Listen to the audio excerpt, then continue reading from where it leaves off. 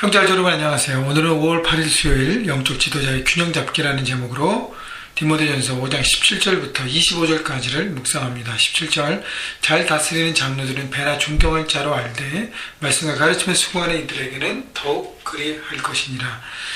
자, 당시 장로님들은 말씀과 가르침에 순종하고 그것을 사역하고 감당하는 교회 영적 리더십 역할을 감당했습니다.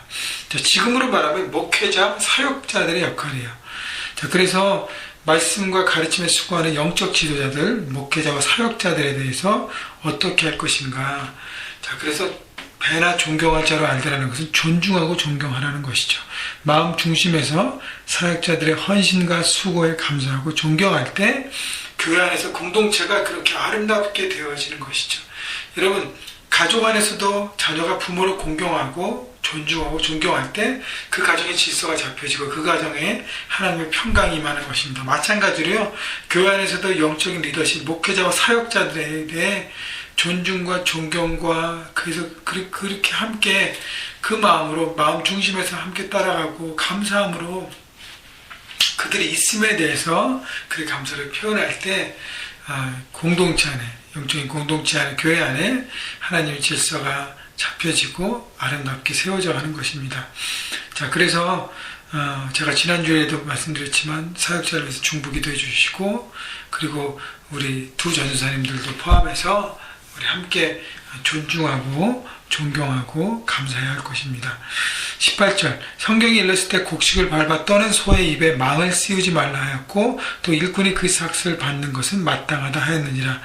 자, 사역자들의 경제적인 책임을 다하라는 것이죠. 사례를 하고 최선으로 섬기라는 것입니다. 재정적인 것 때문에 사역에 지장이 없도록 하라는 것이죠. 그래서 제가 저희 교회가 부흥돼서 온전하게 더 서서 바라는 것은 우리 사역자들이 더 잘 좋은 대우와 그런 배려를 받고 재정적인 것에 신경 쓰지 않고 사역에만 집중할 수 있는 교회가 되기를 바라는 것이죠. 여러분, 그래서 우리가 함께 힘을 모으고 함께 중보하고 함께 세워져 가야 할 것입니다. 그래서 여러분, 사역자들에게 따뜻한 한마디 감사의 표시하는 게 얼마나 힘이 되는지를 모릅니다. 여러분, 그렇게 섬기기를 바라고요. 19절 장로에 대한 고발은 두세 증인이 없으면 받지 말 것이요. 20절 범죄한 자들을 모든 사람 앞에서 꾸짖어 나머지 사람들로 두려워하게 하라. 자, 영적 지도자들, 목회자들, 사역자들에 대한 어떤 문제가 생기면 두세 증인이 없으면 받지 말라는 것은 뭐냐면 확실한 증인과 증거 없이는 문제를 삼지 말라는 것이. 왜냐하면 악한 영들의 공격의 가장 첫 번째 타겟은 영적 지도자들입니다. 그래서 그들에 대한 잘못된 루머들이 퍼질 수 있어요. 그렇기 때문에 확실한 증거가 확보될 때까지는 기다리고 신중하라는 것이고, 20절의 말씀은 그 문제가 정말 확실하고 죄악이라면 많은 사람들 앞에서 그것을 처리함으로 잘못된 영향이 끊어질 수 있도록 하라는 것입니다. 21절 하나님과 그리스도 예수와 택하심을 받은 천사들 앞에서 내가 엄히 명하노니 너는 편견 없이 이것들을 지켜 아무 일도 불공평하게 하지 말며. 자, 바울이 디모데에게 권면하는 것 중에 하나가 공동체 안에서 리더십을 발휘할 때 불공평하게 하지 말라는 거예요. 모든 사람은 똑같이 대하고 똑같이 섬기고 똑같이 잘된 부분은 칭찬하고 섬기고 또 잘못된 부분은 그거 드러나기 위해서 고치고, 그래서 모든 사람을 똑같게 하라는 것이죠. 사람의 차별을 두지 않고 은사나 그 사람이 가진 직책이나 어떤 사회적인 소셜 스테이터스 때문에 그 사람에 대한 편견, 또 잘못된 것, 또 차별을 가지고 대하지 말라는 것이죠. 그래서 교회 안에서는 공정하게 공평하게 해야 하는 것입니다. 22절 아무에게나 경솔히 안수하지 말고 다른 사람의 죄에 간섭하지 말며 내 자신을 지켜 정결하게 하라. 아무에게나 경솔히 안수하지 말라는 것은 지도자를, 리더를 세우는데 신중하라는 것입니다. 왜냐하면 영향력이 있기 때문이에요.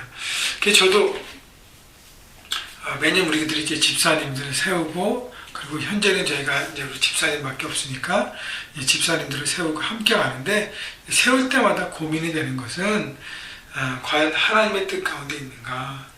모든 사람이 다 받아야 되니까 받는 것, 그건 아니라는 것이죠. 그래서 신중함이 필요합니다. 왜냐하면 영향력이기 때문에 내가 교회 리더십에 섰는데 나는 아무것도 안 하고 오히려 그것보다 더 못하고 본이 되지도 못한다라고 하면 세움만도 못한다는 것이죠. 그래서 새 지도자를 세우는데 정말 신중해야 할 것이고요.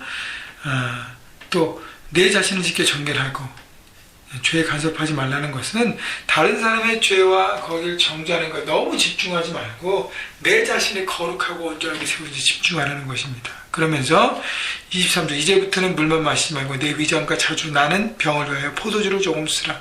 당시에 포도주가 약으로 쓰였기 때문에 바울이 디모데를 생각하면서 권면하는 것은 자신의 건강을 돌보고 지키는 것도 사역이라고 얘기하는 것입니다.